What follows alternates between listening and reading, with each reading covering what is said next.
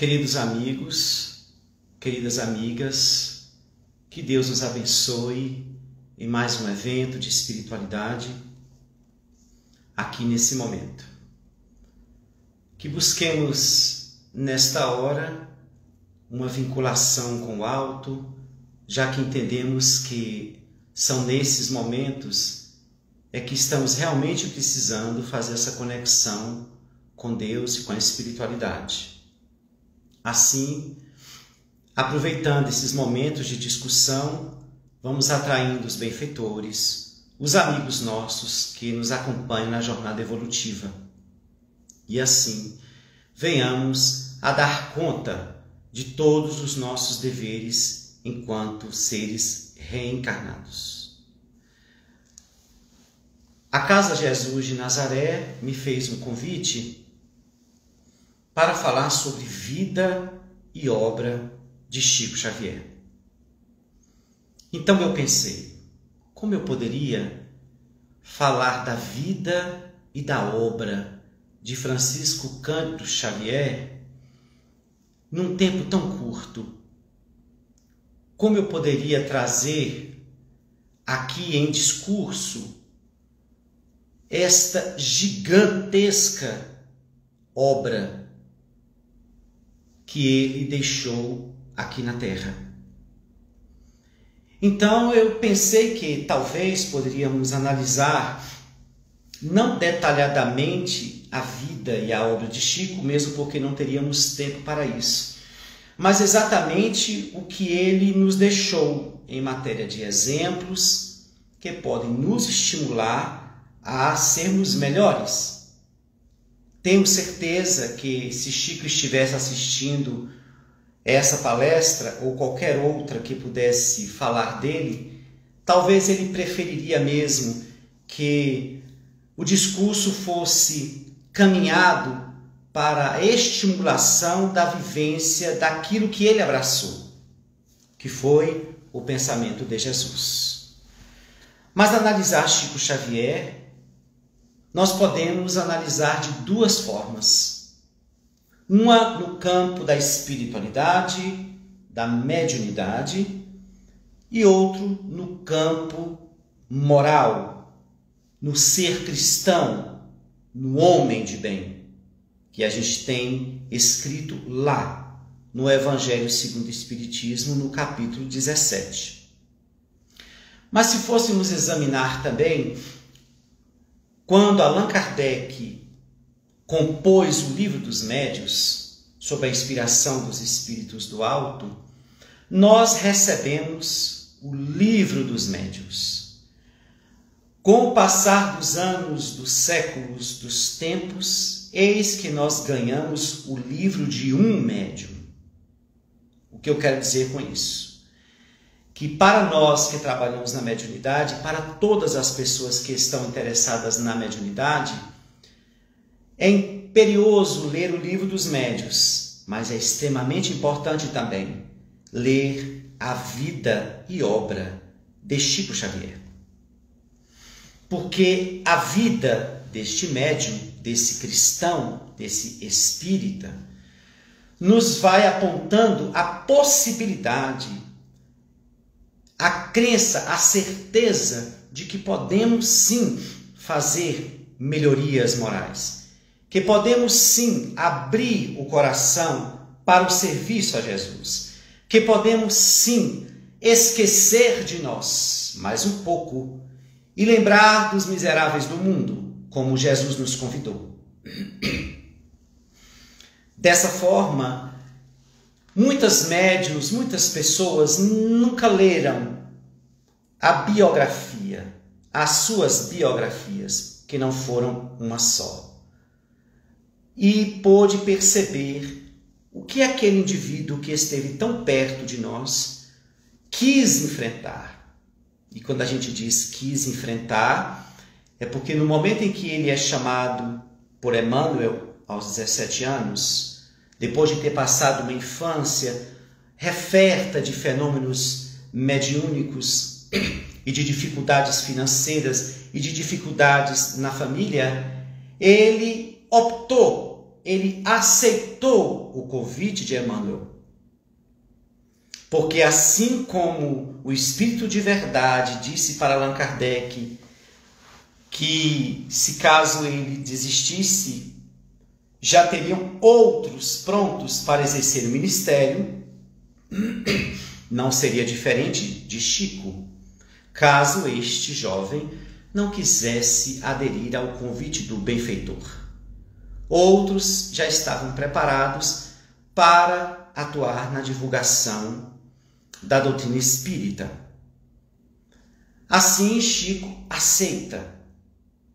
E aí que está o grande ponto, ou o grande movimento de Chico Xavier. Ele aceita seguir Jesus. Isso é o mais importante. Porque sem essa aceitação, nada aconteceria. Esta obra não surgiria das suas mãos, da sua vivência e dos seus esforços. Mas ele quis. Então, foi chamado. E como diz Emmanuel no livro Paulo e Estevão, todos são chamados. De uma maneira específica. Como Paulo foi chamado no deserto. Como Saulo foi chamado no deserto. Emmanuel diz, todos nós somos chamados de alguma maneira. A questão é que às vezes a gente até vê o chamado, mas dificilmente aceita. E Chico Xavier, naquele período, tinha uma juventude para ser vivida. Passava uma infância muito difícil, mas era um jovem que pensava numa vida melhor. Mas diante daquelas percepções que ele vinha tendo desde criança, ele percebeu que havia ali um chamado de extrema importância e aderiu ao chamado. Dessa forma, ele começa então a trazer para a sua vida o Evangelho de Jesus. Ele vai adotando passo a passo cada chamado, cada corrigenda do benfeitor. Então, assim, Chico começa o seu ministério, tendo que trabalhar a vida interior, porque médium nenhum pode trabalhar sem essa transformação. É por isso que a gente vai estar aqui sempre fazendo um paralelo entre a vida de Chico e as nossas experiências, né? Mediúnicas ou como médios, né? Ou como cristãos. Então Chico se dispôs a ouvir do mentor as corrigendas e acatá-las. Porque Emmanuel fazia exatamente esse movimento, porque Chico aquecia. Então, muitos de nós somos chamados, somos orientados, mas não queremos muitas vezes dar atenção a determinados pedidos que nos exigem abandonar algumas coisas, renunciar a algumas coisas, sacrificar algumas coisas. Mas Chico Xavier quis. E ele vai narrar em falas curtas, mas importantes, de tudo que ele enfrentava. Ele dizia da fome que passava. E que ele ficava impressionado como é que os espíritos poderiam produzir quando ele estava com muita fome. Como é que ele poderia seguir uma jornada carregando cruzes pesadas sobre os ombros? E assim, Chico Xavier vai lidando com a mediunidade, entendendo que a mediunidade surgira para o seu aperfeiçoamento. É outro ponto que os médios esquecem. Acham que a mediunidade é para fazer algum movimento para os outros, ou para sair acudindo os outros. É claro, é também para acudir os outros. É uma porta de socorro, mas ela tem um objetivo principal que Chico Xavier entendeu, que era um convite ao autoaperfeiçoamento. E assim ele foi aderindo aos chamados, ele foi aceitando a corrigenda, enfrentando provas diversas. Vamos imaginar o que seria para um jovem de uma cidade pacata, pequena, começar a psicografar de chofre grandes nomes da literatura. Um jovem analfabeto. A gente tem que imaginar o que significaria ou o que significou isso.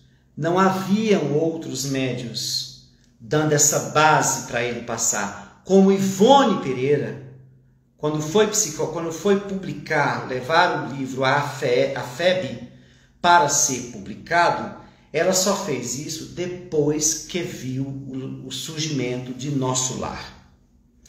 Ivone Pereira, por exemplo, tinha a base de Chico Xavier para poder seguir a sua trajetória mediúnica. Chico Xavier não tinha. Aqui no Brasil e nem no mundo havia alguém que ele pudesse se sustentar ou criar uma base sobre. Não. Foi ele, sozinho, imaturo, dominado por forças invisíveis, a psicografar mensagens riquíssimas de desencarnados que as famílias reagiram contra. E ele sustentando isso como sendo analfabeto, era taxado de um homem que produzia fraudes, um esquizofrênico, alguém que estava tentando ludibriar as mentes humanas. Então ele foi o grande desbravador.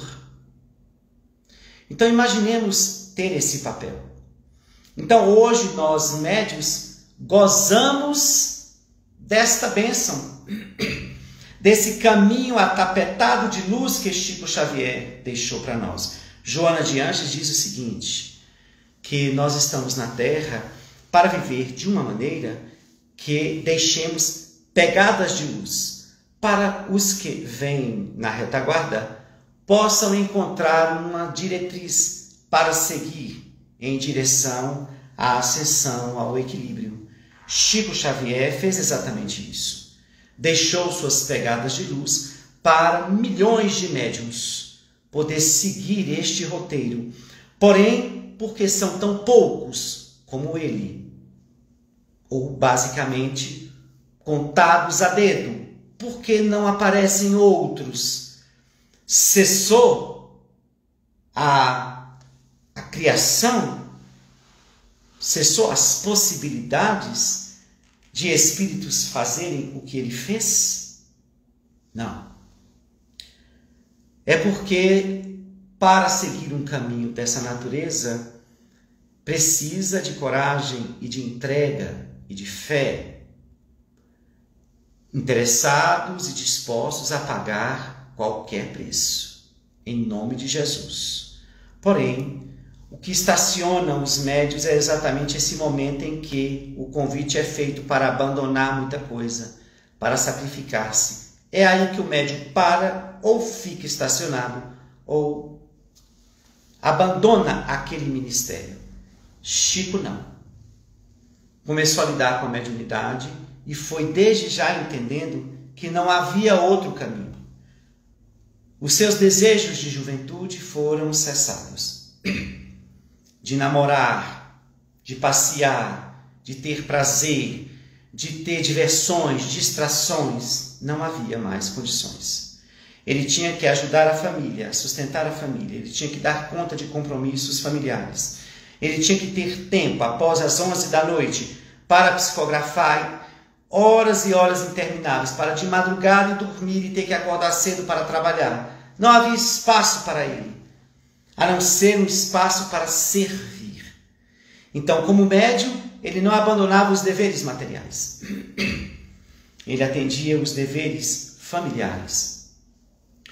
Ele atendia os deveres sociais. Mas não abria mão do seu compromisso, que entendera ser aquele que ele viera cumprir na Terra. Atravessou vários ataques, várias crises, vários momentos de solidão. É tudo isso que o médium vive, mas que muitos médios costumam fugir disso, não é? Eles não querem se deparar com esse mundo interior, eles não querem se deparar com essa solidão, eles não querem se deparar com lutas que só os aprimoram. E Chico Xavier vai dizer, numa frase, ele diz assim, em um parágrafo, ele diz, eu sempre entendi que havia algo na minha mediunidade que se relacionava sempre ao sofrimento. Porque em toda a minha trajetória mediúnica havia a presença do sofrimento. Quando surgia, dizia ele, quando surgia um momento tranquilo, era só como que para pegar um fôlego e enfrentar a próxima batalha. Então, os médiuns são avessos ao sofrimento. Fogem de determinados resgates e provas necessárias para o aprimoramento da mediunidade. A mediunidade não só se aprimora numa reunião mediúnica, muito pelo contrário.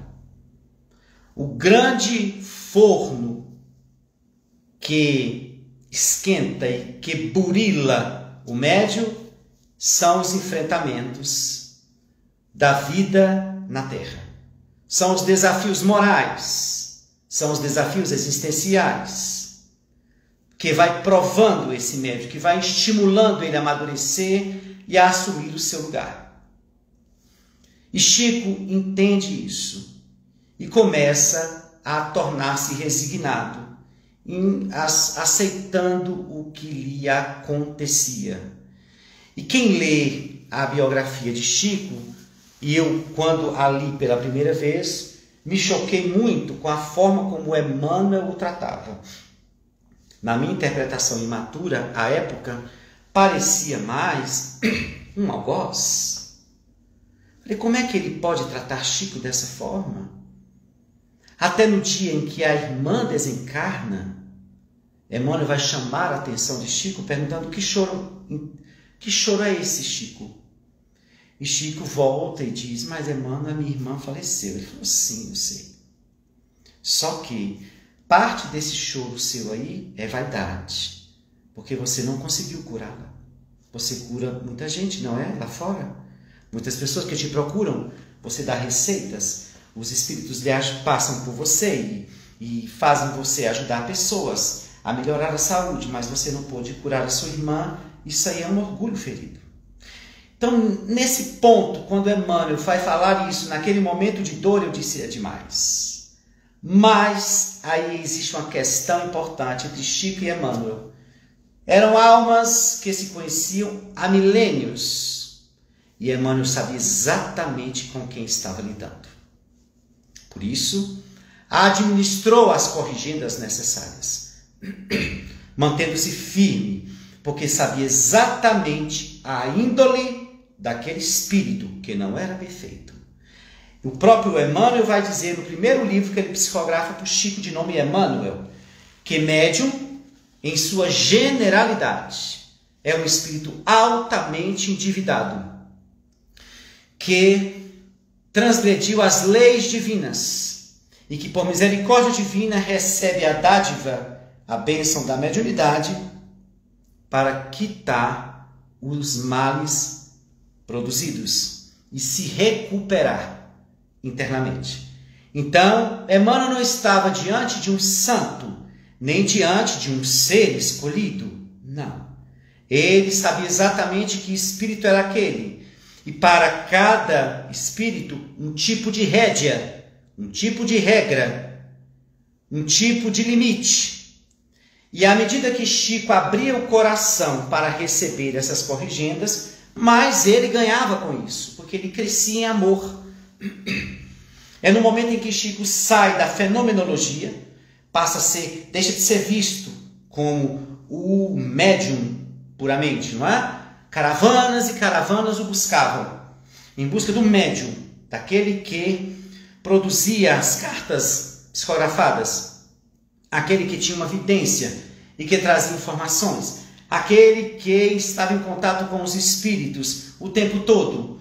Não, chega um momento em que a finalidade principal da mediunidade começa a ocorrer em Chico, começa a acontecer, que é quando Chico se torna um ser onde sai de homem médium para ser homem amor.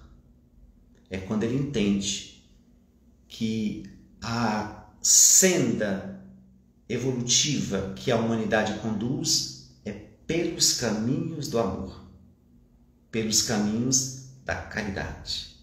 E aí Chico começa a expandir o coração. Expande de tal forma que a sua vizinhança começa a reclamar do número de pessoas e do barulho que eu visitava em sua casa.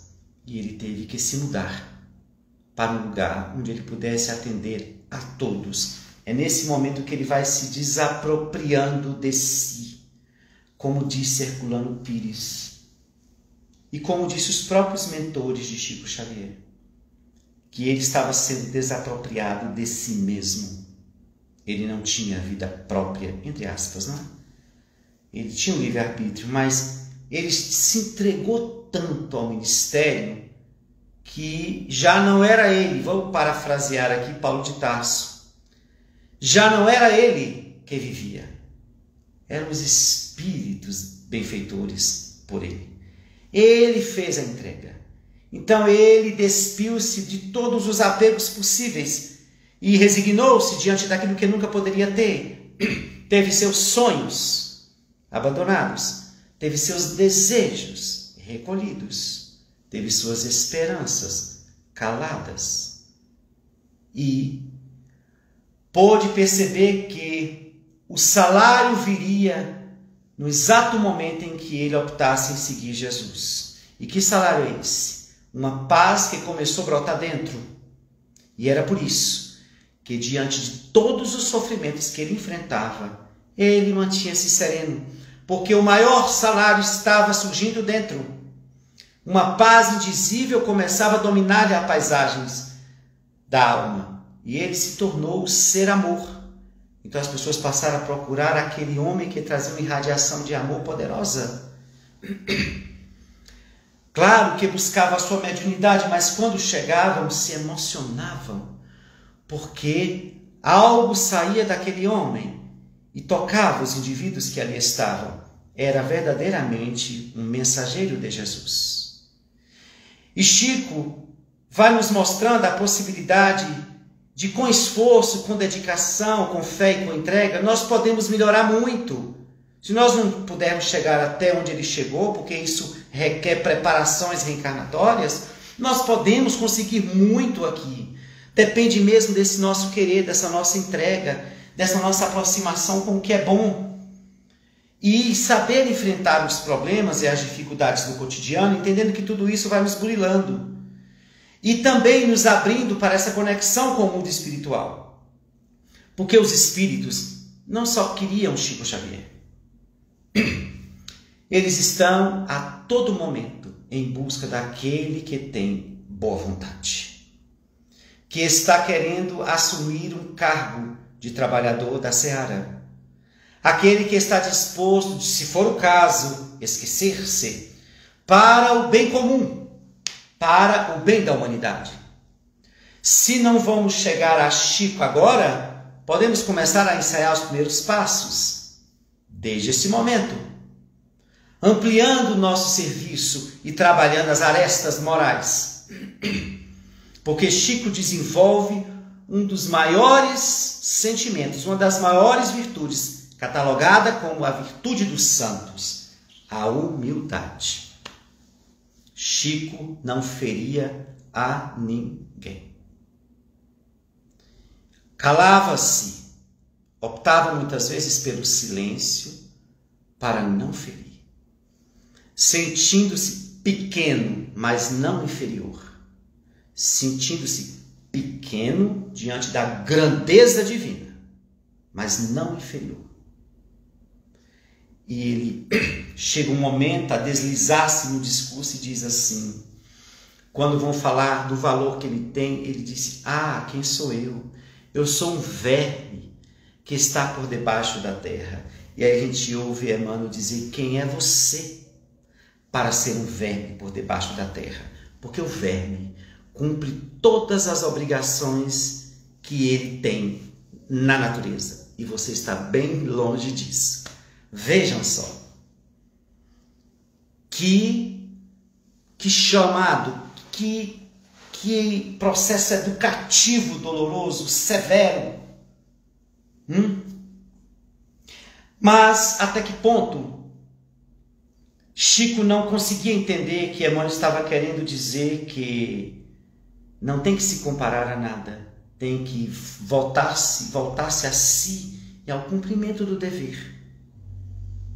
Que nós, seres humanos imperfeitos, estamos muito longe, muito aquém de cumpri-los todos. Mas a obra de Chico Xavier chega por esses livros, mas chega pelas caridades que ele fez. Silenciosas, sobretudo. Aquelas que ficaram por conta da divulgação dos que o seguiam, tudo bem, ou pela mídia. Mas grandes caridades certamente ele fez no anonimato, em silêncio, porque ele não queria se apresentar. Várias vezes ajudado, acudido pelos bons espíritos que nunca o desamparavam. Mas o que seria não desampará-lo? Seria sempre acudir nas necessidades? Não. Porque muitas vezes os espíritos nos amparam na escassez. Muitas vezes os espíritos nos amparam nos nãos que eles nos dão, ou no silêncio que provoca. E parece que não temos ninguém nos ouvindo. Parece que ninguém nos escuta. Isso também é providencial, isso também é educativo, isso também é impulsionador. Nós aqui entendemos muitas vezes que para estes bons espíritos estarem conosco, eles têm que estar sempre nos servindo, mas não são servidores nossos, são de Jesus. E Chico tinha esse entendimento. Quando ele entende, ele se divide egoicamente, ele mata o ego. Quando ele vai exercitando, ele vai matando o ego, quando ele vai exercitando e dizendo, isto aqui quem produz são os espíritos. Eu sou apenas um lápis. Eu sou apenas uma mão que eles guiam. Eu não sou aquele que compõe esses textos. Eu, sem eles, ele vai dizer em uma fala, eu não saberia enfrentar tudo o que enfrentei sem a companhia dos benfeitores. E Joana de Ângeles enfatiza isso no livro Sobre a Proteção de Deus, quando ela vai dizer na mensagem Os Bons Espíritos, os Guias Espirituais, que ela vai dizer que nós, seres humanos, não conseguiríamos atravessar as provas da vida sem a presença dos benfeitores espirituais. Então, ele entende isso, o lugar dele e o lugar dele como meio, e ele se tornou um meio, mas não só um meio da comunicabilidade mediúnica, não só um meio da fenomenologia mediúnica, melhor dizendo, mas ele se tornou um meio de amor. Ele foi um canal de amor, de paciência, de tolerância. E existe uma mensagem de Emmanuel, se eu não me engano é de Emmanuel, quando fala de que nós podemos ser médiuns das virtudes, meios para que as virtudes passem por nós e alcancem os outros. Médio do amor, da tolerância, da paciência, da humildade, da compreensão. Então a mediunidade ganha aí uma outra visão, um patamar superior. E nós precisamos sair desse patamar circunscrito.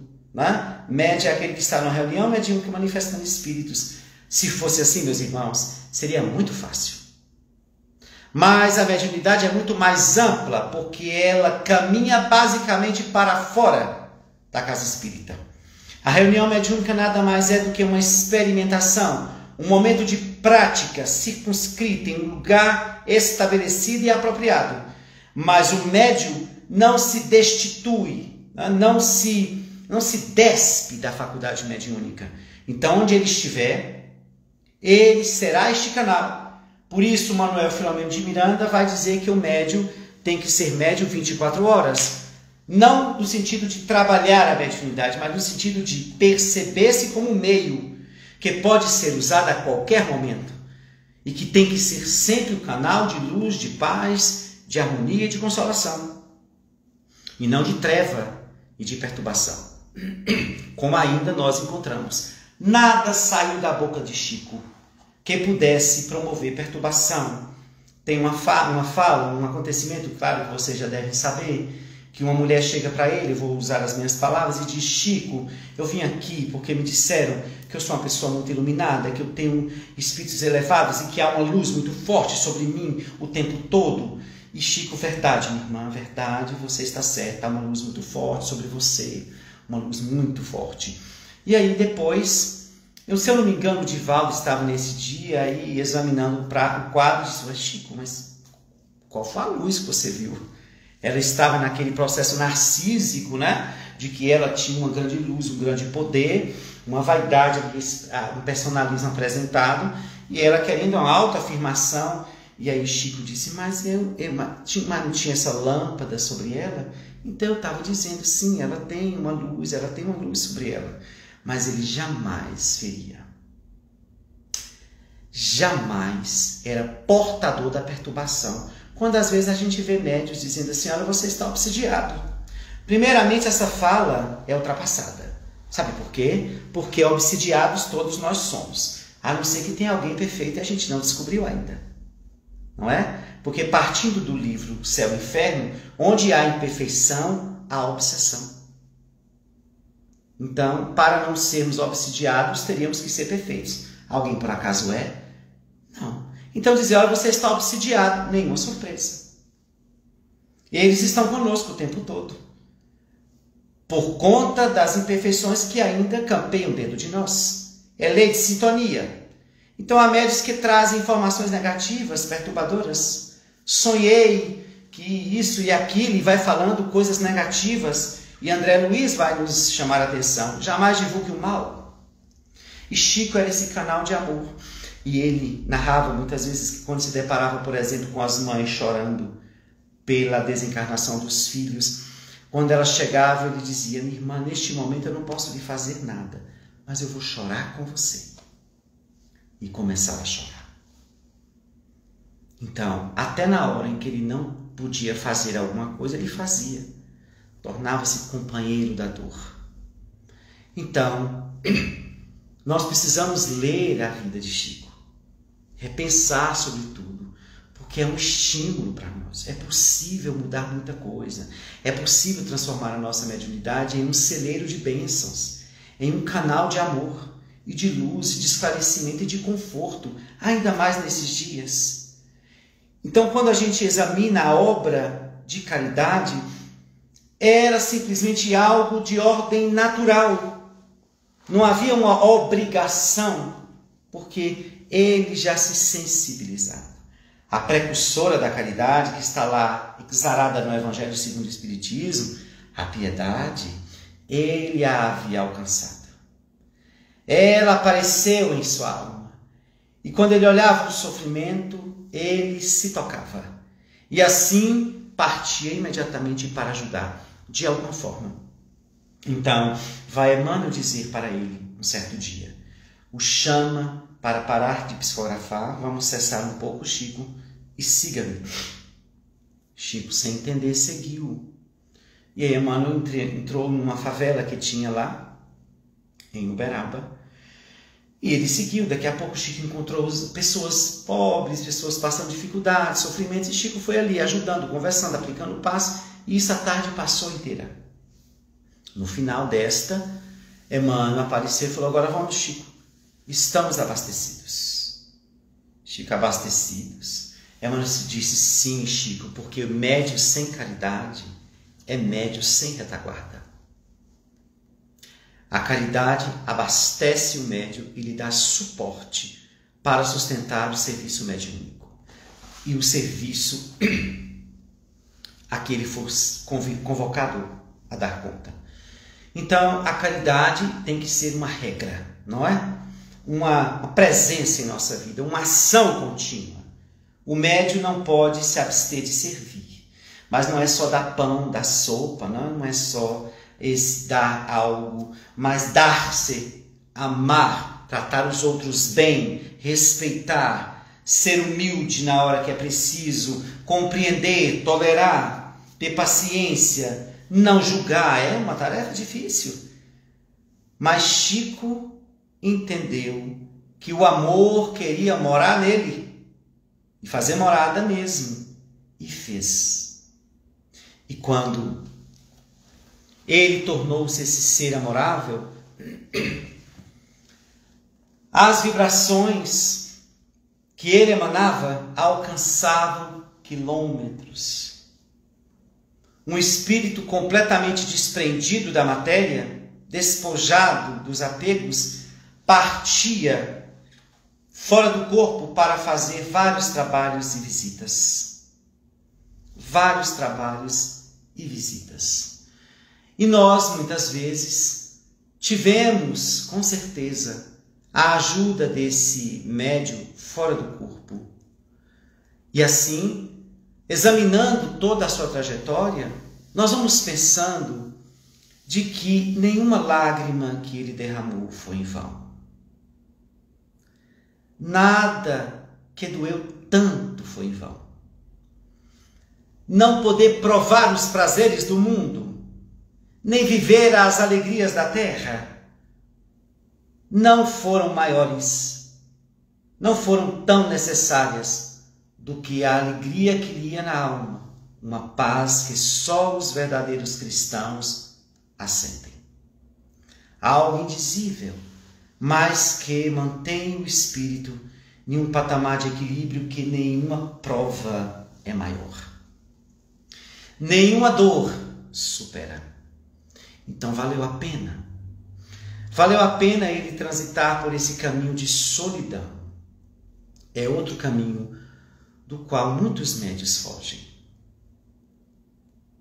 Ainda mais nesses dias de tecnologia, não é? Não sabe ficar consigo mesmo. Não sabe provar momentos solitários. É importante, porque o médium muitas vezes precisa encontrar-se consigo e ver o que há se por fazer. Ou entender um pouco do que está ao seu redor ou da sua trajetória, mas a solidão é uma, como diz um pensador, é a sala de audiência de Deus. E outro vai dizer que a solidão é o único local, é o único momento em que a gente encontra a única pessoa que a gente tem, nós mesmos. Então o médium costuma, diz Ivone Pereira, os médios costumam ter romances dolorosos, provas na vida afetiva, dores, abandonos, solidão. Se sentem sozinhos, sem afeto, sem carinho. E ela continua. Os médios costumam enfrentar romances dolorosos, problemas financeiros, problemas de saúde, momentos de abandono e também de abuso. Chico Xavier foi muito abusado. Abusaram da sua idade, da sua fragilidade, da sua mediunidade. E nós temos vários relatos que uma amiga que o acompanhou mais de 21 anos nos contou quando nós estivemos em Uberaba para vê-lo em 1995.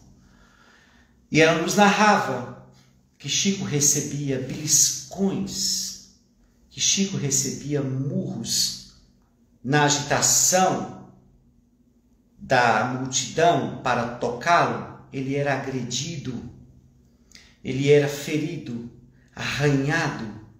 Cartas psicografadas eram arrancadas da mão dele e as pessoas saíam correndo.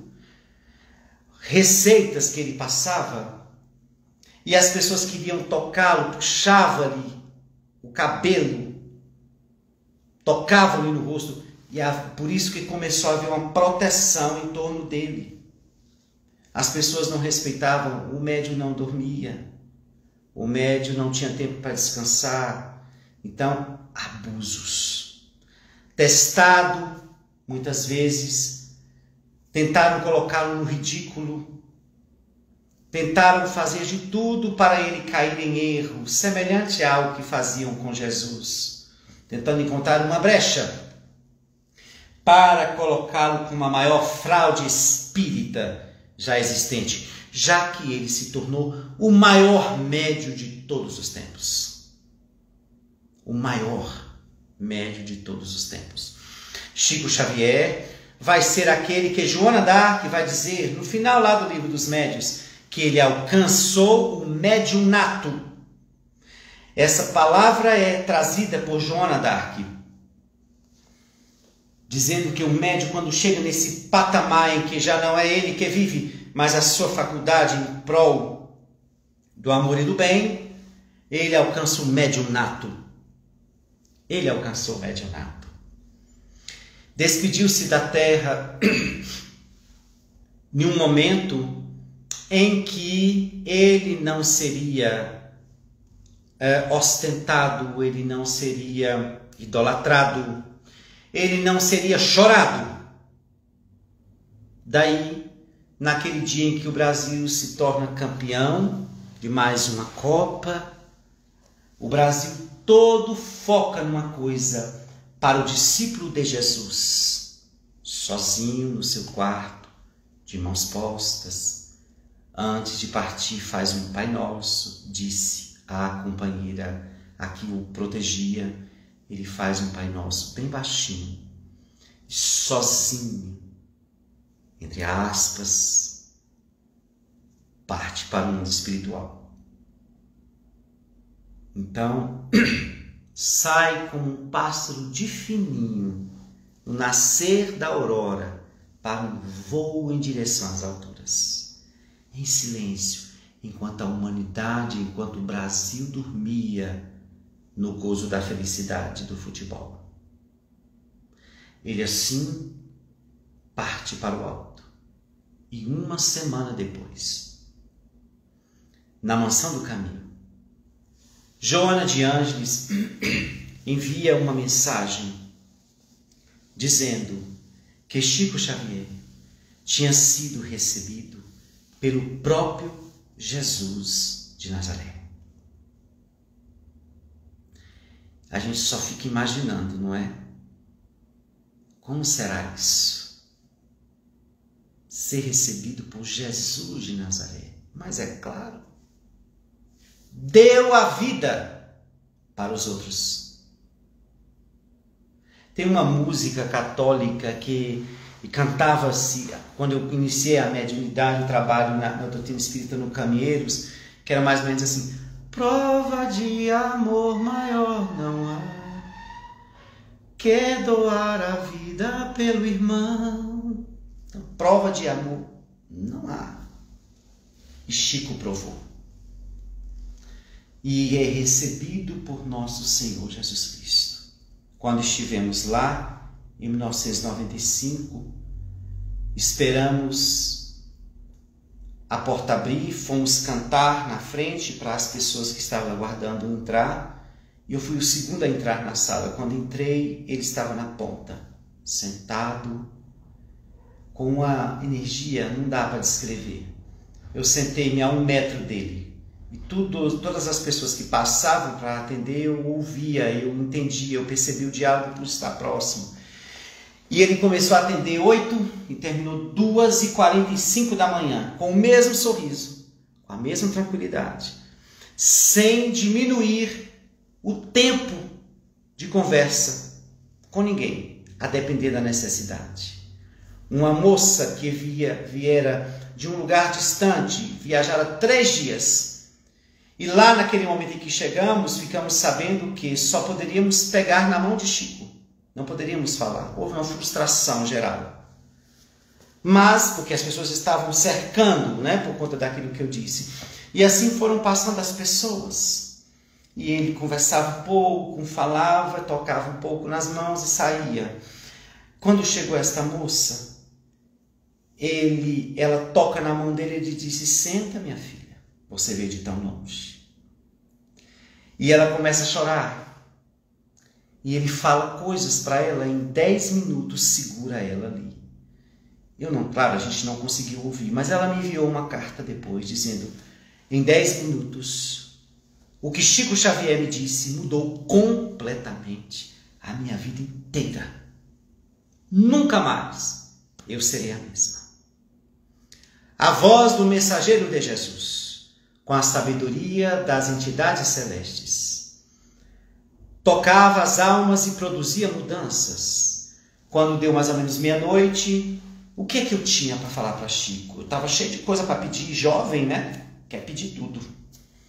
Eu falei: o que é que eu vou pedir aqui agora? Um homem cansado, mal conseguia levantar a caneca para beber o chá, era ajudado pelo filho. Eu falei, eu vou pedir o quê? E aí eu cheguei na minha hora, peguei na mão dele e disse, Chico, eu queria te agradecer por tudo que você fez por nós todos. Eu só queria lhe agradecer. Deus lhe abençoe. Ele beijou a minha mão, que até hoje não lavei. Beijou a minha mão e olhou para os céus, assim, para o alto, e disse, eu que peço a Deus para te abençoar. Saí meio assim, em êxtase, fiquei até o final e me propus cantar uma música que está no meu segundo CD para ele, de nome Chico Xavier. Ele me escutou cantando a música, já eram poucas pessoas, bem poucas pessoas, eu cantei, eu estava hospedado na casa da que tomava conta dele, e ela me contou vários casos que aqui não cabe, não dá tempo, mas aí eu cantei a música, né? Caridade, amor, esse servo de Deus. Cantei a música para ele, e aí no final ele levantou as mãos, assim, com muita dificuldade, assim, fez assim, ó. E aplaudi. Um aplauso para mim inesquecível. A energia é tudo aquilo mesmo, meus irmãos. Eu posso dizer para quem não o conheceu. Mas na noite em que fiquei lá, de 8 até 3h15 da manhã, eu comprovei. É um homem amor mesmo, sem falar, às vezes nada. Olhava numa preocupação para todos, pessoas que chegavam e desmaiavam e entravam em pranto copioso. Ele erguia a coluna como procurar e pedindo ajuda para ajudar as pessoas. Contam que uma semana antes dele desencarnar, uma médium que estava sentada ao seu lado à mesa o viu levantar o olhar para o telhado. E ele arregalou os olhos e disse, Maria. Depois de uma semana, a mãe de Jesus provavelmente o levou para os braços do filho dela. Então, a vida e obra de Chico Xavier não tem como descrever. Vai para além do que ele psicografou, vai para além das frases rasas. Há muito do que se pescar, do que se extrair da vida desse ser, desse bom homem, desse médium bom e desse bom médium, desse cristão que entregou a vida para servir à doutrina espírita, à era nova. Os seus livros, até hoje, acodem a milhões de almas aflitas e sustentam associações de caridade, instituições de caridade. Então, onde Chico estiver, ele está olhando e orando por nós, principalmente nesses tempos de pandemia. Agradeço o convite, desejo a vocês muita paz e que Jesus nos ilumine. Até mais.